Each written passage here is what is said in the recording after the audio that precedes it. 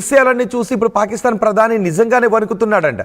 నాకు కొద్ది దూరంలో ఆ శబ్దాన్ని నేను విన్నాను, ఆ శబ్దం నాకు వినబడింది, నేను చూశాను అని పాకిస్తాన్ ప్రధాని కూడా అంటున్నాడంట. అందుకే పాకిస్తాన్ ప్రధాని తీసుకుని వెళ్ళి బంకర్లో దాక్కోబెడుతూ ఉంటే, సేఫ్ ప్లేస్కి తీసుకువెళ్తూ ఉంటే పాకిస్తాన్ ప్రధాని వణికాడంట. ఇక బహుశా పాకిస్తాన్ ప్రధాని ఏడ్చుండొచ్చు కూడా. ఆ విషయాలు కూడా మనం వినే అవకాశం ఉంటుంది. ఇక జమ్మూ కాశ్మీర్పై మరోసారి పాకిస్తాన్ దాడులకు తెగబడింది. ఎందుకంటే పాకిస్తాన్ ఆర్మీకి పాకిస్తాన్ ఉగ్రవాదులకి తేడా లేదు కాబట్టి దాన్ని కూడా మనం సమర్థవంతంగా తిప్పుకుంటాం. ఇప్పుడు పాకిస్తాన్ దగ్గర సరైన ఎయిర్ డిఫెన్స్ వ్యవస్థ కూడా లేదు. ఎయిర్ డిఫెన్స్ వ్యవస్థ, ఏ దేశానికైనా ఎయిర్ డిఫెన్స్ వ్యవస్థ కుప్పకూలిపోయింది అంటే ఇతర దేశాల నుంచి వచ్చేటటువంటి వైమానిక దాడులను ఆ దేశ వ్యవస్థ అడ్డుకోలేదు, మిసైల్స్ని అడ్డుకోలేదు. మన ఎయిర్ డిఫెన్స్ వ్యవస్థ చాలా స్ట్రాంగ్గా ఉంది కాబట్టి ఒక్క మిసైల్ని కూడా మనం మన భూభాగంపై పాకిస్తాన్ గురిపెట్టినటువంటి లక్ష్యాలను చేరనవ్వలేదు. కానీ మనం గురిపెట్టినటువంటి ప్రతి లక్ష్యాన్ని కూడా మనం చేరాం. అయినప్పటికీ పాకిస్తాన్కి బుద్ధి రావట్లేదు. ఒకవైపు పాకిస్తాన్ ప్రధాని భయంతో బంకర్లో వణుకుతూ ఏడుస్తూ ఉన్నాడు. మరోవైపు ఉగ్రవాదులు చచ్చిపోయి పాకిస్తాన్ ఆర్మీ పుట్టెడు దుఃఖంలో ఉంది. అయినప్పటికీ కూడా పాకిస్తాన్కి బుద్ధి రావడం లేదు. భారత్పై కయ్యానికి కాలు దూతూనే ఉంది. ఒక్క డ్రోన్ కూడా మన భూభాగంపై పడడం లేదు. ఇక వాళ్ళ దేశానికి చెందిన పైలట్ కూడా మన ఆర్మీకి చిక్కడంతో ఏ సమాచారాన్ని బయటపెడతాడోనని పాకిస్తాన్ ప్రధాని కూడా ఇప్పుడు భయపడుతూ ఉన్నాడట. మా ప్రతినిధి కృష్ణమోహన్ ఉన్నారు పూర్తి సమాచారం అందించడానికి. కృష్ణమోహన్, నిన్న రాత్రి పాకిస్తాన్ చేసినటువంటి దాడిలో భారతదేశానికి ఎటువంటి నష్టం కూడా కలగలేదు. ఒక్క లక్ష్యాన్ని కూడా వాళ్ళు చేరలేకపోయారు, ఒక్క లక్ష్యాన్ని కూడా ఛేదించలేకపోయారు. మనం ఆ వాళ్ళ మిసైల్స్ని ధ్వంసం చేయడంతో పాటు వాళ్ళ దేశంపై మనం చాచి కొడితే కరాచీ పోర్టు కూడా సగం పోయినటువంటి పరిస్థితి కనిపిస్తుంది. అయినప్పటికీ కూడా పాకిస్తాన్కి ఇంకా బుద్ధి రావట్లేదు. అసలు తెల్లవారుజామున మళ్ళీ ఏ ధైర్యంతో పాకిస్తాన్ ఈ డ్రోన్ను ప్రయోగించింది అనుకోవచ్చు? రోహిత్, నిజంగానే పాకిస్తాన్కి 1971 తర్వాత నిన్న జరిగిన రాత్రి మాత్రం అది ఒక కాలరాత్రిగానే మిగిలిపోయిందని చెప్పాలి. పాకిస్తాన్ అనుకున్న ఏదైతే క్షిపణులను ప్రయోగించిందో ఇండియా మీదకి దాదాపుగా 12 చోట్ల క్షిపణులు ప్రయోగం చేస్తే దాని డిఫెన్సివ్ వ్యవస్థను మొత్తాన్ని కూడా డిస్ట్రాయ్ చేసింది భారత సైన్యం. ఆల్మోస్ట్ ఆల్ 2 JF-17లు, F-16 లాంటి అమెరికా F-16 విమానాన్ని ఫ్రీగా ఇచ్చింది. అలాగే చైనా దగ్గర JF-17ని 2 కొన్నారు.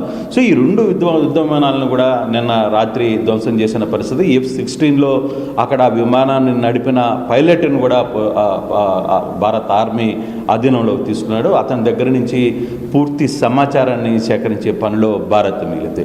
ఇక రాత్రి నిజంగానే భారత్ ప్రయోగించిన దాడులకి పాకిస్తాన్ ప్రధాని షరీఫ్ చుక్కలు చూశాడు. నిజంగానే ఈరోజు రాత్రి బతికితే మేల్రా దేవుడా అనే ఒక భయాందోళనకి గురైన షరీఫ్ని అప్పటికప్పుడు పాకిస్తాన్ ఆర్మీ సేఫ్గా ఒక బంకర్లోకి తీసుకువెళ్ళి అతన్ని దాచిపెట్టే ప్రయత్నం అయితే చేసింది. ఇప్పుడు పాకిస్తాన్ ప్రధాని ఏం మొహం పెట్టుకొని ఈరోజు బయటకు వస్తాడు? నిజంగానే పాకిస్తాన్ ప్రధాని బయటకు వచ్చి చర్చ జరిపే ఏదైనా మీటింగ్లో కావచ్చు, ఆర్మీతో మాట్లాడే ప్రయత్నం కావచ్చు, మీడియా ముందుకు వచ్చే ప్రయత్నం కానీ చేస్తాడా లేదా అనేది కూడా చాలా ఆసక్తికరంగా చూస్తుంది. అయితే నిన్న రాత్రి జరిగిన మేజర్ డ్యామేజ్ పాకిస్తాన్లో మాత్రం కరాచీ పోర్టుని ధ్వంసం చేసింది భారత వైమానిక దళం. పూర్తిగా కూడా క్షిపణులు మొత్తం ఎక్కడికక్కడ దాన్ని పూర్తిగా దాదాపుగా 70% కరాచీ పోర్టు పూర్తిగా కూడా డిస్ట్రాయ్ అయిపోయిందని చెప్పేది ఇండియన్ ఆర్మీ అఫీషియల్గా ట్వీట్ చేసిన పరిస్థితి. సో ఇటువంటి పరిస్థితుల్లో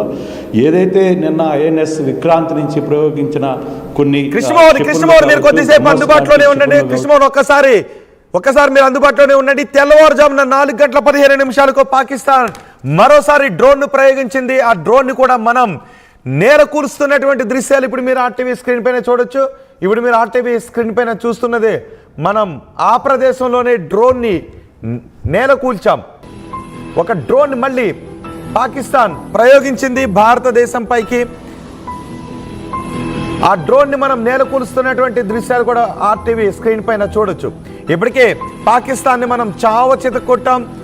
ఆపరేషన్ సింధూర్తో కేవలం పాకిస్తాన్ ఉగ్ర శిబిరాలను మాత్రమే మనం నాశనం చేశాం. ఎప్పుడైతే పాకిస్తాన్ తన సైన్యాన్ని భారతదేశం పైకి ఎయిర్ స్ట్రైక్స్ చేయడానికి ప్రయత్నం చేసిందో వాళ్ళ మిసైల్స్ నిర్వీర్యం చేశాం.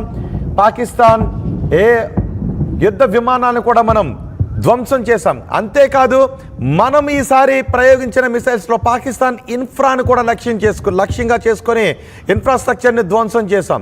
పాకిస్తాన్ ఇన్ఫ్రాస్ట్రక్చర్ని మనం ధ్వంసం చేయడంతో పాకిస్తాన్ ఎయిర్ షిప్స్ ధ్వంసమయ్యాయి. ఇప్పుడు మీరు ఆర్టీవీ స్క్రీన్ పైన చూస్తున్నది తెల్లవారుజామున 4 గంటలకు వాళ్ళు పంపించినటువంటి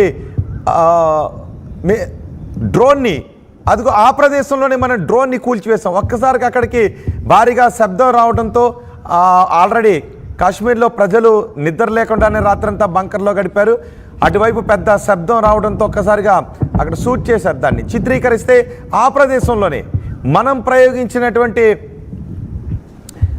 ఆయుధం పాకిస్తాన్ డ్రోన్ని నేల కూరుస్తున్నటువంటి ఘటన ఈ ప్రదేశంలోనే చోటు చేసుకుంది. ఇప్పటికే మనం పాకిస్తాన్ కరాచీ పోర్ట్ని మనం ధ్వంసం చేసాం. సుమారు 70% పోర్ట్ ధ్వంసం అయిపోయింది. పాకిస్తాన్ ఎయిర్ షిప్స్ ధ్వంసం అయిపోయాయి. పాకిస్తాన్ విమానాశ్రయాలను కూడా కొన్ని ధ్వంసమైనటువంటి పరిస్థితి ఉంది. ఇప్పుడు పాకిస్తాన్ వాళ్ళ యుద్ధ విమానాల్ని నడపాలి అంటే ఎయిర్ షిప్స్ని వాడాలి. ఆ ఎయిర్ షిప్స్ కూడా ధ్వంసమైనటువంటి పరిస్థితుల్లో ఈరోజు పాకిస్తాన్ ఏం చేస్తుంది? ఇప్పటికే పాకిస్తాన్ ఉగ్రవాదులను ఉసుగొలుపుతుంది. వీలైనంత భారతదేశంలో దాడులు చేయడానికి పాకిస్తాన్ ప్రేరేపిత ఉగ్రవాదులను కూడా ఉసుగొలుపుతున్నటువంటి పరిస్థితులు చోటు చేసుకున్నాయి. అటు సైన్యం ఏమీ చేయలేకపోతుంది, ఇటు ఉగ్రవాదులు కొన్ని దొంగ దెబ్బలు మాత్రమే, పెహల్గాం లాంటి దొంగ దెబ్బలు మాత్రమే ఉగ్రవాదులు తీయగలుగుతున్నారు. దానికి ఫలితాన్ని అనుభవించగలుగుతున్నారు. సైన్యం అనుకుంటూ ఉంది మనం భారతదేశంలో లక్ష్యాలను ఛేదించి భారతదేశంపై విధ్వంసాలను సృష్టించాలి అని ఇప్పుడు సైన్యం కూడా అనుకుంది. అందుకే భారతదేశానికి మేము దీన్ని యుద్ధంగానే తీసుకున్నాం. భారతదేశం మా ఉగ్రవాదులపై చేసినటువంటి దాడిని మేము యుద్ధంగానే తీసుకున్నామంటూ వాళ్ళ యుద్ధ విమానాలను పంపించడంతో ఆ యుద్ధ విమానాలను కూడా నేలకూర్చాం. ఇక పాకిస్తాన్ ఏమీ చేయలేక ఉగ్రవాదులకు కూడా ఉసుగొలుపుతున్నటువంటి పరిస్థితులు కనిపిస్తున్నాయి. ఇప్పుడు మీరు ఆర్టీవీ స్క్రీన్ పైన చూస్తున్నటువంటిది తెల్లవారుజామున 4:15 జమ్మూపై పాకిస్తాన్ మరో డ్రోన్తో విరుచుకుపడే ప్రయత్నం చేస్తే దాన్ని కూడా మనం గాలిలోనే పేల్చేసాం. ఎస్ కృష్ణమోహన్, ఇప్పుడు పాకిస్తాన్ ఆల్రెడీ కరాచీ పోర్ట్ ధ్వంసం అయిపోయి నాశనం అయిపోయి ఏం చేయాలో అర్థం కాని పరిస్థితిలో ఉంది. ఎయిర్ స్ట్రిప్స్ని కూడా మనం నాశనం చేసాం. మరోసారి పాకిస్తాన్ దుస్సాహసానికి పాల్పడే అవకాశం ఉంటుందా? డెఫినెట్గా పాకిస్తాన్కి నిన్న రాత్రి లేదు, ఇప్పుడు తెల్లారుజామున వరకు జరిగిన చాలా కీలకమైన పరిణామాల్లో అసలు ఏం చేయాలో అర్థం కాని పరిస్థితుల్లోకి పాకిస్తాన్ వెళ్ళిపోయింది. ఒకవైపు పూర్తిగా కూడా కరాచీ పోర్టు మొత్తం కూడా ధ్వంసమైన నేపథ్యంలో అక్కడ తర్వాత అక్కడ ఉన్న క్షిపణులు కావచ్చు, లేకపోతే బ్రహ్మోస్ లాంటి క్షిపణులను కూడా వాటి మీద ప్రయోగించారు.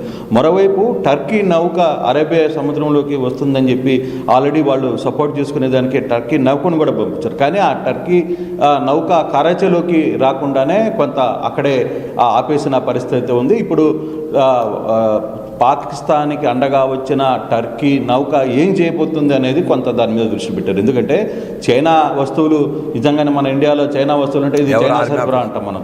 సర్వసాధారణంగా ఎవరు ఏది ఉన్నా కూడా ఇవి కనపడితే ఇది చైనా సరఫరా అంట. నిజంగానే ఇప్పుడు JF-17 కావచ్చు, ఈ రెండు కూడా చైనా సరుకులని ప్రూవ్ అయినాయి. అలాగే అమెరికా ఇచ్చిన F-16 కూడా కూల్చేసిన పరిస్థితి. అంటే మన దగ్గర ఉన్న ఎయిర్ డిఫెన్సివ్ వ్యవస్థ అంత స్ట్రాంగ్గా ఉంది. అదే పాకిస్తాన్కి ఎయిర్ డిఫెన్సివ్ వ్యవస్థ HQ-9 కావచ్చు, HQ-16 కావచ్చు, ఈ రెండింటిని కూడా చైనా నుంచి కొన్నారు. వాటిని మొన్న పాకిస్తాన్ ప్యారేడ్లో పెద్ద ఎత్తున ఇవి శత్రు దేశాలకి చుక్కలు చూపిస్తాయి, ప్రధానంగా భారతదేశానికి చుక్కలు చూపిస్తాం ఈ రెండింటితో అని చెప్పి వాళ్ళు ఎయిర్ డిఫెన్స్ రిపబ్లిక్ డే రోజు వాళ్ళు చేసుకున్న ప్యారేడ్లో కూడా వాళ్ళు అవన్నీ చూపించారు. కానీ వాటిని ఒక్కరోజే నిన్న రాత్రే భారత సైన్యం పూర్తిగా కూడా కూల్చేసిన పరిస్థితి. అయితే ఇప్పుడు వైమానిక దళంగా లేకపోతే డిఫెన్స్ డ్రోన్స్ తరఫున ఈ రెండింటికి ప్రధానంగా ఒక యుద్ధంలో ప్రధానంగా వైమానిక దాడులు అనేది చాలా సీరియస్గా భావిస్తారు ఏ దేశమైనా సరే. అందుకే దాన్ని చాలా డిఫెన్స్ వ్యవస్థని చాలా శక్తివంతంగా నిర్మించుకోవాలని ఒక ప్రయత్నం. కృష్ణమోహన్ ఎప్పుడైతే మన మిసైల్స్ వెళ్ళి పాకిస్తాన్ ప్రధాని ఇంటి దగ్గర పడ్డాయో కొన్ని వార్తలు వస్తున్నాయి. పాకిస్తాన్ ప్రధాని వణికాడు అని. పాకిస్తాన్ ప్రధాని వణకటాన్ని, అతని ముఖంలో ఒక ఏడుపు ముఖాన్ని కూడా మేము